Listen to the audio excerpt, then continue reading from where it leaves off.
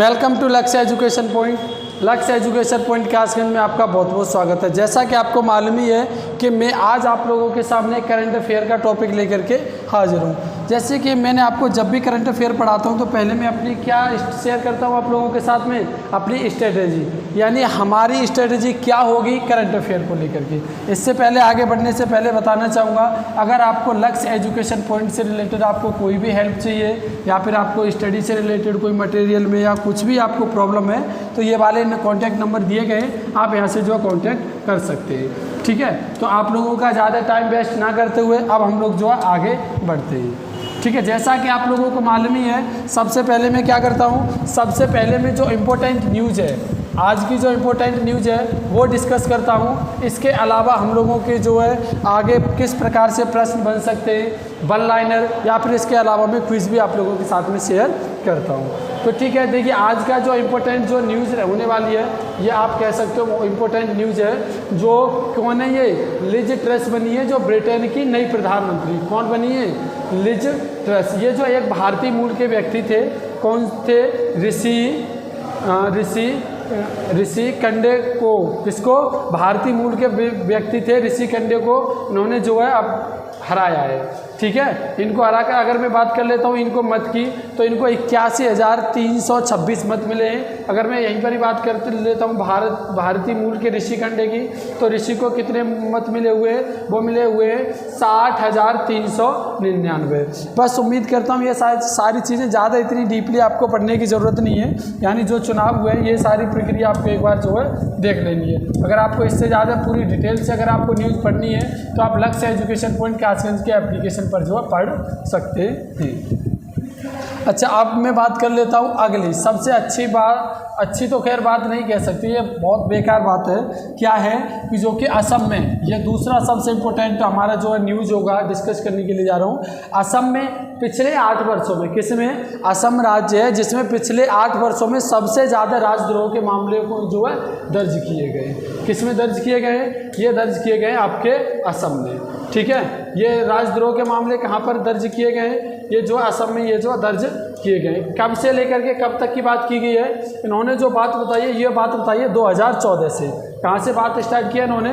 2014 से। अगर 2021 तक की अगर राजद्रोह की बात करें, ठीक है, राजद्रोह की बात करें, जिसमें से क्या हुआ है, जिसमें से टोटल जो 2014 से कितने 2021 तक 475 राजद्रोह के मामले दर्ज हुए हैं, जिसमें से 69 यानी 1 कम 70 यानी 69 जो मुकदमे हैं वो कहाँ से आए हुए हैं? असम से आए हुए हैं। ठीक है, अगर मैं बात कर लेता हूँ जो कि राजद्रोह का मुकदमा किस धारा के तहत लगता है, तो इस धारा का नाम है धारा 124। धारा 124A के तहत ये जो है राजद्रोह का आपके ऊपर मुकदमा लगता है। ठीक है, ये प्रश्न इंपॉर्टेंट है, आपको अच्छे तरीके से याद, ये आगामी एग्जाम में, ठीक है, ये आपके लिए इम्पोर्टेंट हो सकता है ये। ठीक है, अच्छे तरीके से देखिए, एग्जाम में क्वेश्चन कहीं से नहीं बनाया कि एग्जाम में क्वेश्चन यहीं से बना लेगा। ठीक है, इसलिए उस चीज़ की तैयारी मैं आपको पहले से ही करा दे रहा हूँ। ठीक है, ओके, ये बार बार थोड़ा सा प्रॉब्लम कर रहा है, नेक्स्ट टाइम से कोशिश करूँगा ये प्रॉब्लम ना हो। ठीक है, ये सारे पूरे डेटा दिया हुआ है। अच्छा, इसे मैं सबसे इम्पोर्टेंट न्यूज़ मानूंगा। क्या मानूंगा? इसे मैं सबसे इम्पोर्टेंट न्यूज़ मानूंगा। और ये जो आपके पॉलिटी विषय से संबंधित है। किस विषय से संबंधित है? पॉलिटी से। अब ये आज का जो न्यूज़ है ये है छत्तीसगढ़ अब 31 जिलों वाला राज्य बन गया है। अगर मैं बात करूं छत्तीसगढ़ में अगर टोटल राज्यों की बात करूं तो छत्तीसगढ़ में 28 राज्य थे, लेकिन अब जो है प्रदेश में 3 नए राज्य, किसमें? छत्तीसगढ़ में 3 नए राज्यों को बनाया गया है। ठीक है, छत्तीसगढ़ में 3 नए राज्यों को मतलब सौगात मिले या फिर मंजूरी मिल गई है। ठीक है, जिससे इनकी संख्या 28 से बढ़कर के क्या हो गई है? जिससे इनकी संख्या 28 से बढ़कर के 31 जिले हो गई है। इन जिलों के नाम की बात करता हूँ। इन जिलों के नाम हैं मोहला, मानपुर। इन जिलों के क्या नाम है? पहला जिला हो जाएगा आपका मोहला, मानपुर। अगला जिला हो जाएगा अंबागढ़ चौकी। अगला जिला कौन सा है? अगला जिला है आपका अंबागढ़ चौकी।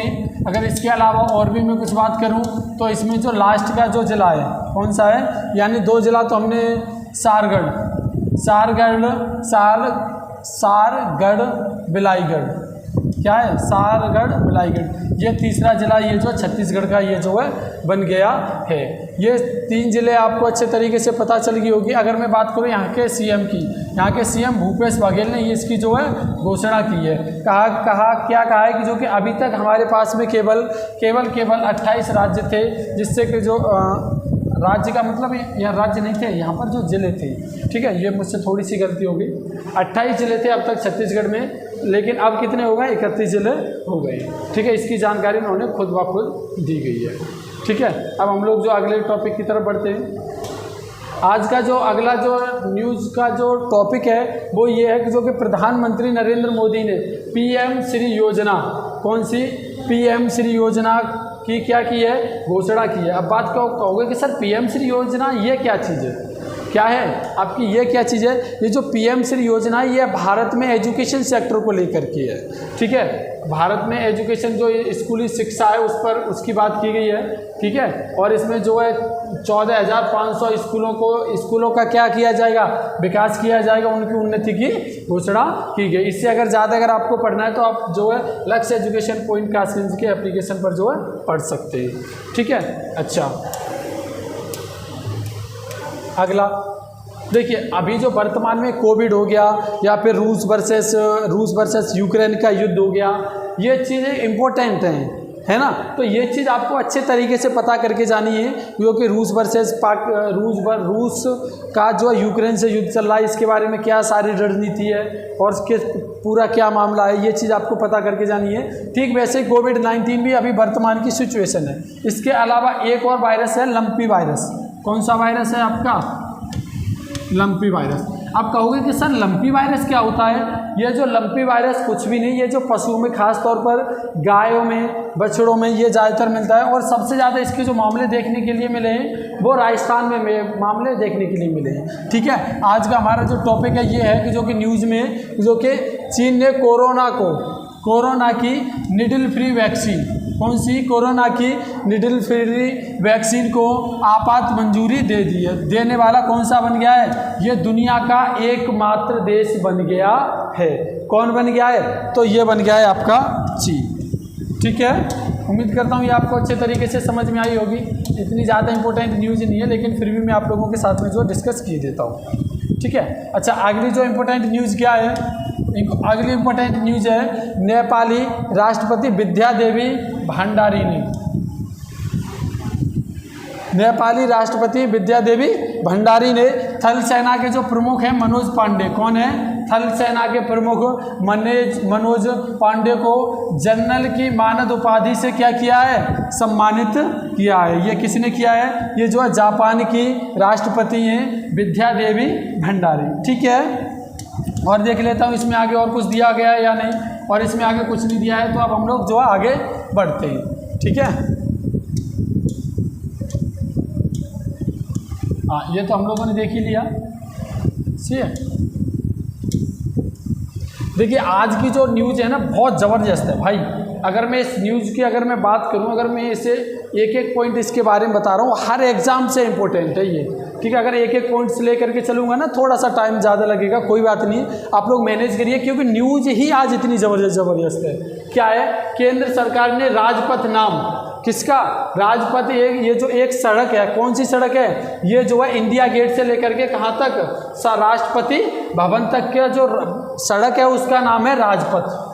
क्या नाम है, राजपथ नाम है। उसका नाम बदलकर क्या घोषणा की गई है, उसका नाम बदलकर रखने की बात की गई है कर्तव्य पथ, और इसको जो है 7 सितंबर को मंजूरी भी दे दी गई है। यानी इंडिया गेट से लेकर के जो राष्ट्रपति भवन तक सड़क है उसका पहले क्या नाम होता था, राजपथ होता था, लेकिन अब उसका नाम क्या है, कर्तव्य पथ इसका नाम है। आप कहोगे कि सर ये क्या चीज़ है, ये क्या चीज़ है। ये देखिए 7 सितंबर को इसकी जो एक विशेष बैठक हुई थी जिसमें इसकी जानकारी जो दी गई थी, ठीक है। चलिए अब मैं बात कर लेता हूँ ये है क्या चीज़। सबसे मैं बात कर लेता हूँ इंडिया गेट। इंडिया गेट में जो पहले क्या हुआ था, तो पहले जो इंडिया गेट में जो मूर्ति लगी हुई थी वो किंग जॉर्ज पंचम की लगी हुई थी। किसकी लगी हुई थी, किंग जॉर्ज पंचम की प्रतिमा लगी हुई थी, किंग जॉर्ज पंचम।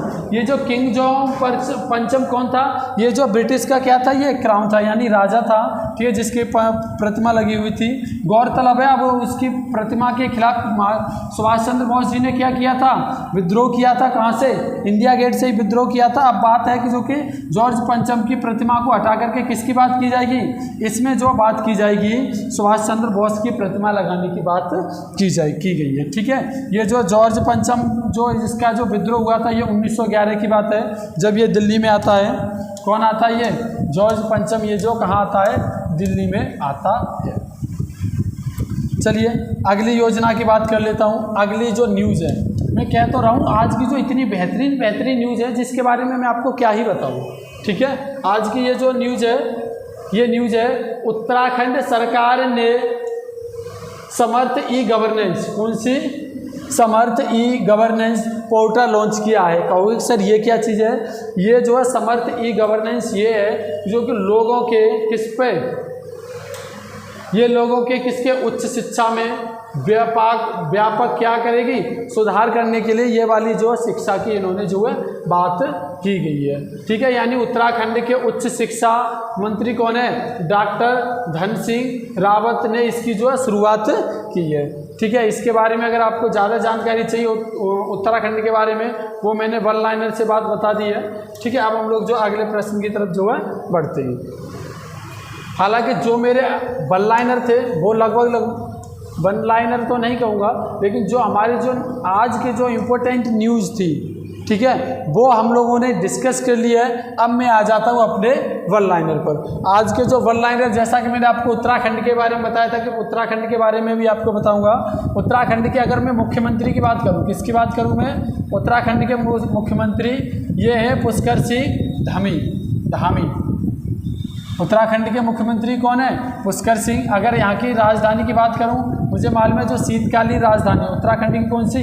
शीतकालीन राजधानी कौन सी है? देहरादून है। अगर मैं बात करूँ ग्रीष्मकालीन, तो ये राजधानी है गैरसैंण, ठीक है। ये राजधानी कहाँ है? गैरसैंण ये राजधानी है, ठीक है। अगली बात कर लेता हूँ उत्तराखंड के राज्यपाल कौन है? उत्तराखंड के राज्यपाल ये कौन है? जनरल गुरमीत सिंह उत्तराखंड के कौन है?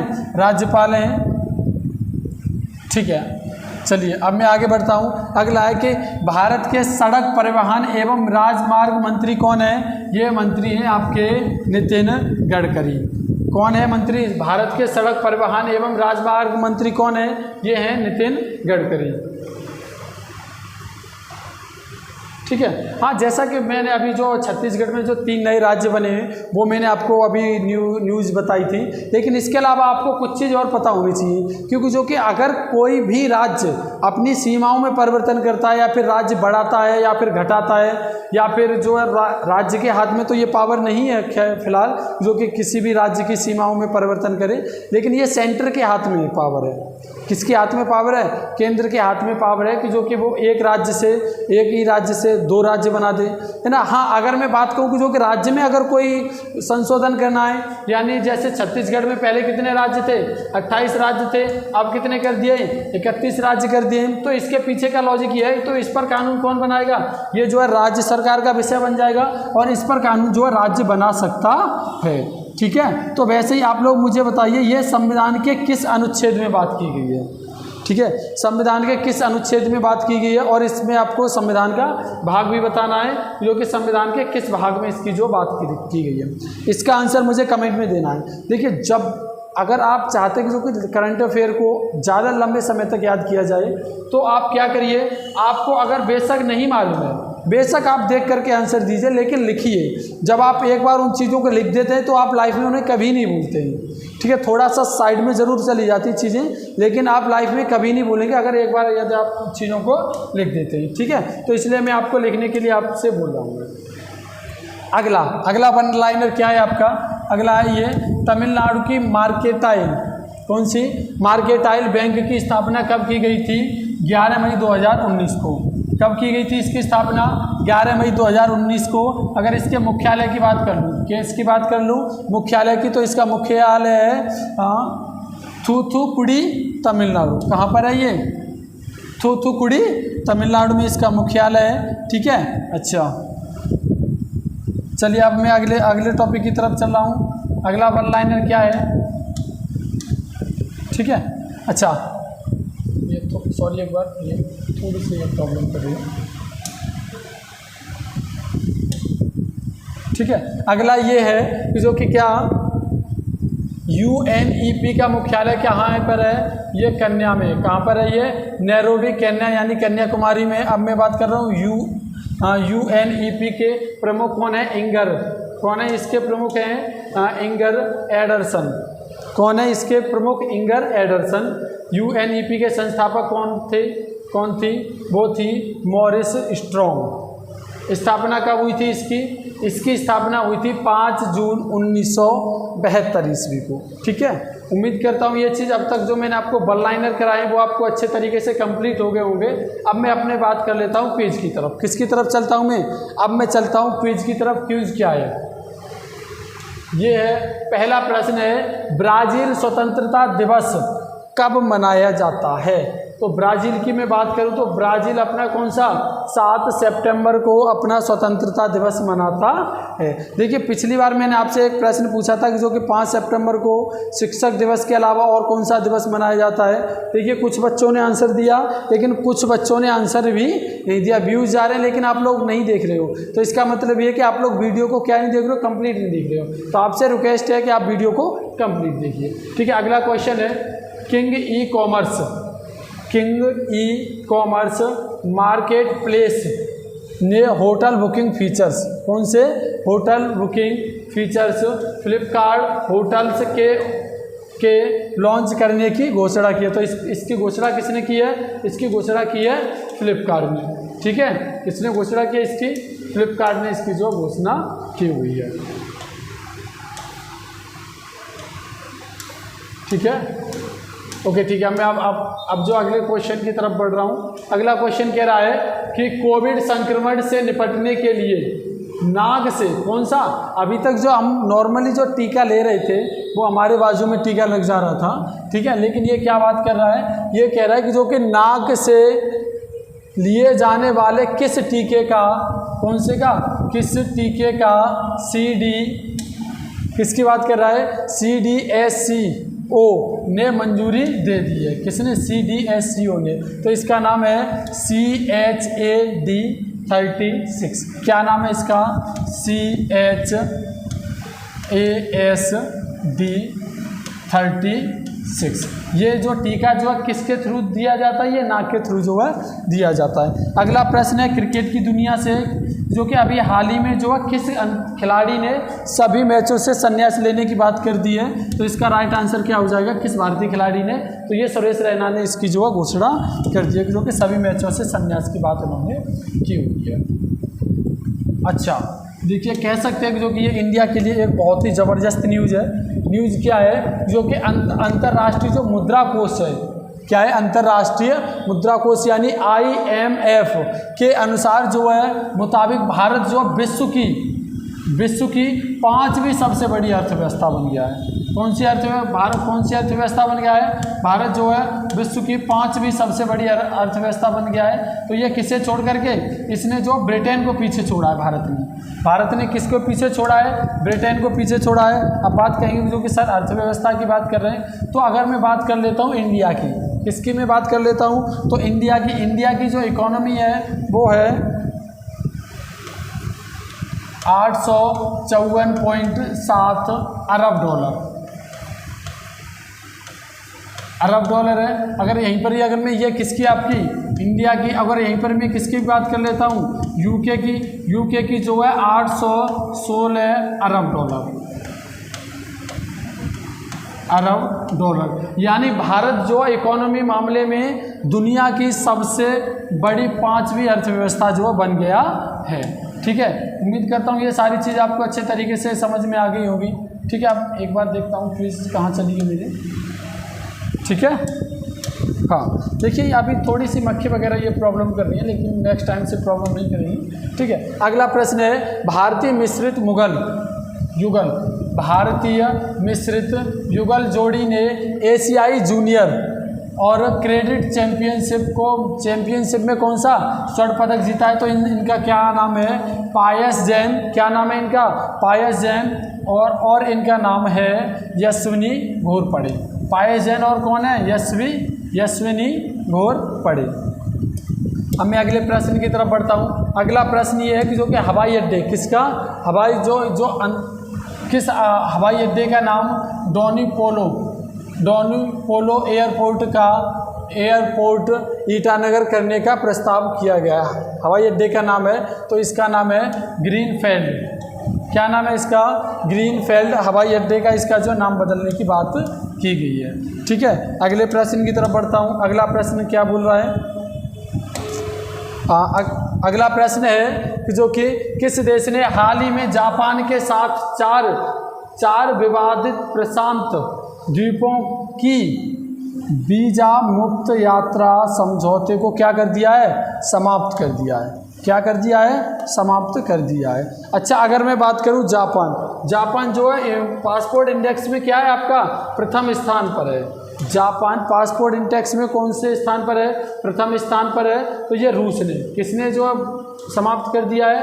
ये जो है रूस ने समाप्त कर दिया है। जो 4 द्वीपों किस पर विवाद प्रशांत द्वीपों की क्या रिजेक्ट कर दिया है? ये जो वीज़ा को पर जो इन्होंने क्या कर दिया है? मुफ्त वीज़ा यात्रा समझौते को क्या कर दिया इन्होंने? हाल ही में समाप्त कर दिया है। उम्मीद करता हूं तो आप आज बताइए आज की क्लास आपको कैसी लगी, कमेंट बॉक्स में बताना मत भूलिएगा। और हाँ, इसके अलावा अगर आपका कोई डाउट है तो वो भी आप हमारे लक्ष्य एजुकेशन पॉडकास्ट के टेलीग्राम चैनल पर कर सकते हैं। तो बस अब हम लोग कल मिलते हैं। Thank you so much, bye bye.